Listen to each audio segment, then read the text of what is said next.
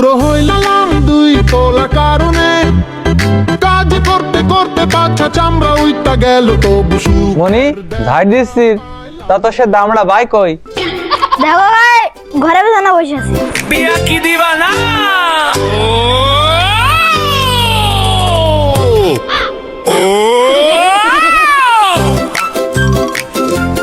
এই মনোযোগ দে, ঝাড় দে। শালার ভাব দেখো দিন, শালা কাজ করতে করতে আমার পুরো চামড়া উঠে যাচ্ছে।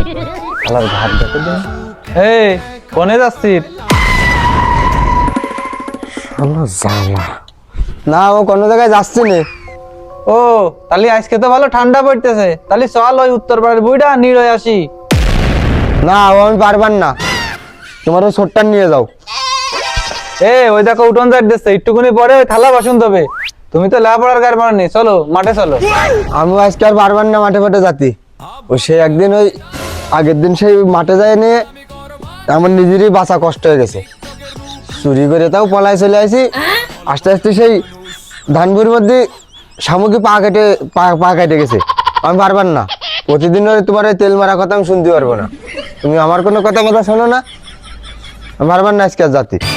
ও তাহলে তুমি যাবা না? তাহলে ওই যে জমি জায়গাটা আছে ওই ছোট্টার নামে লিখে দিবানে, আর তুমি বাড়িতে দূর হও। বাল পাকনি মনে তো আজকে বেশি করা হয়ে গেছে। বলতেছিলাম বিয়ের কথা, তো কতি পারলাম না, কি কওয়া যায়। আব্বা, মাঠে আমি যাতে পারি, কিন্তু আমার একটা শর্ত আছে। ওরে বাবা, তোর আবার কি সত্য?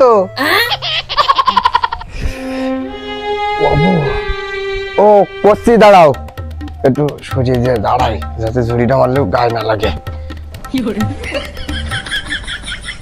এবার এই গায়ে লাগবেন না, পজিশন ঠিকঠাক পুরো একের। এবার কইয়েই ফেলাই। আব্বা করছি তালি, আমার ওই সত্যটা হইলে গিয়ে মানে আমার বয়স তো 25 পার হয়ে গেল, আর ওই বন্ধু বান্ধবেরও সব বিয়ে শাদী হয়ে গেছে। রাস্তাঘাটে গেলি লোকজন আমার টিটকারি কাটে। বন্ধুর দেখলাম বাইকের পিছনে বউ নিয়ে ঘুরতেছে। তা বোঝোই তো যে ছোট ভাইটা উঠোন মুটন ঝাড় দিচ্ছে, কষ্ট হচ্ছে না। তা তোমার আর কি খুলে কব, আমার একটা বিয়ে শাদী কি তুমি দিবা না? ও আমি বুঝতে পারিছি তুই কি কবি, তুই আর 5টা বছর দেরি কর। আব্বা বিয়া করাই দাও, নাইলে আমি করবানে টিকটকের রূপু। আমি বুঝতে পারিছি ভাষার মানুষ তুমি আমার বিয়ে দিবা না। দেখো দেখো ধানের মধ্যে ক্যাম করতে, দেখো বাম পাশে হাত মনে হচ্ছে বেরোয় আসবে। ওরে বাবা, আটকানো যাচ্ছে না। তুমি এই কষ্ট বুঝলে না, এই শীতের মধ্যে ওই ঘরের ভিতরে একটা একটা কি ঘুম হয়। গোলবালিশটাও শালা গেছে ছিঁড়ে, ও শালার গলায় দিলে আর ঘুমায় না। পেটা এই পাশটা দাঁড়িয়ে এই পাশটা বেরোয় যায়, ঘুমায় না। তুমি জানতে না কি বুঝবা, শালা বুড়ো কব। আব্বা তোরে যে বিয়ে দেবো, তা মেয়ের বাপরা দেখতে আসলে ওকে কি কবো? কবো যে সরকারি ছেলে সরকারি চাকরি করে, তুই তো ঘোড়ার ঘাসও কাটতে পারিস নে। বললা কি বললো, কি বললো? ও অত কিছু আমি জানি না। তুমি বিয়ে দিলি দাও না, আমার বিয়ে আমি নিজেই করে নিয়ে আসবে না, অত কিছু বাঁচবে না। ও আব্বা, ওকে বিয়ে দিও না, আমি মাঠে রাখতে গেছি না, আমাকে ধরে মার চলো। ও মনে রাখিস তালি, দৌড় মারিলি কে? কেবল তো শুরু করিলাম, আর 1-2 মিনিট যদি থাকতিস দাঁত সব করে খুলে ফেলা দিতাম। ও আব্বা, আগে দেখলে মার চলো না, ধরতে গেলে আমার মারি ফেলতো। জীবনে মান সম্মান বাঁধেছে তোর মারটাই, কমে কারো ছাড়েনি। ধরতে পারলে বুঝতে পারতিস, কানের গুড়াতে একদম কান উল্টিয়ে ছেড়ে দিতাম। রে আব্বা, মাঠে চলে গেলে ভাই আমাকে মারবে রে। আব্বা বিয়ে দিয়ে দাও ওকে।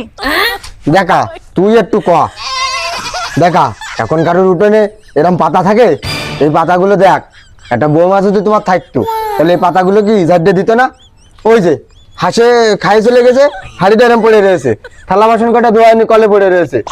তুমি আর কবে বুঝবা? এই যে ময়লা উঠোন, এই উঠোন এরম থাকে কারুর? এই উঠোনে আসতেই তো আমার লজ্জা করে যে বাড়ির মাড়ি ঝাড় দেয় না, হাড়ি গুড়ি ধোয়া হয় না। তোরা কি দেখি তাল বানা লাগালি? আচ্ছা দাঁড়া, বিষয়টা আমি দেখতেছি। ওই দানমা নুটুক হাঁটতে হাঁটতে গলা আমলা শুকিয়ে গেছে, আশপাশে কোনো গাড়ি ঘোড়াও নেই, যাই এইবার যদি পানি খেয়ে আসি। তোকে বাড়ির মধ্যে কেউ আসো নাই, আমার একটু পানি খাওয়ানো যাবে না? আরে পানি আছে মানে তোমার পুকুরি পানি খাবো? আরে তুমি সেই নান্টু ঘটক না? আসো আসো আসো আসো। দেখো দেখো, তুমি তো বুঝবা না, আমার কষ্ট তুমি বুঝবা না। স্বয়ং আল্লাহ পাঠাইছে ঘটকে। ঘটক কেন আসবে আমার বাড়ি? আল্লাহ গলা শুকাইতে বাড়ি পাঠাইতেছে। এই বাড়িতে একটা বউ দরকার, আল্লাহ বুঝে ফেলা আছে। তুমি সকাল সকাল বিয়ে দাও, এ দেখো ঘটক আইছে, দেখেছো? আল্লাহর ঘটক। ও বাবু, তুমি আর জায়গা পাইলে না, আসলে আসলে এ বাড়ি এসেই মইলে। ও চাচা চাচা, তুমি এদিক কনে যাচ্ছিলে? ওই বাপু, ওই উত্তরপাড়ায় একটা মেয়ে দেখতে গেলাম, একটা পাত্র খুঁজ দিয়েছি, যদি সেরকম পাত্র পাই তোর সাথে বিয়ে দেবো। ওরে আল্লাহ, দেখেছো? তুমি তো কিছু বুঝলে না। দেখো দেখো, একটা মেয়ে আছে, তো স্বয়ং আল্লাহ পাঠাইতেছে আমাদের বাড়ি। তুমি যাই হোক কথা বলো তো, তুমি আমার আব্বার সাথে কথা বলে দিছো। যাও ওখানে বসো। তা যাই হোক বাবু, বসো। এসেই যখন পড়েছো তো বসো। বলতেছি কি, তোমার কাছে কি ভালো মেয়ে আছে? আছে বাপু, তা কিরাম তো লাগবে? অবিবাহিত না বিবাহিত না বাসুর সহকারে? তা বাপু, তোমার কাছে মেয়ে ছবি টবি আছে? আছে বাপু, আজকাল তো মেয়ে মানুষ ছবি তুলতে দেয় না, তাই এর ভিতরে কয়টা আছে দেখাও সবাই। তাহলে তুমি এক কাজ করো, আমার ওই ছোট ছেলেটারে দেখাও। ও যদি পছন্দ হয় তাহলে আমারও পছন্দ।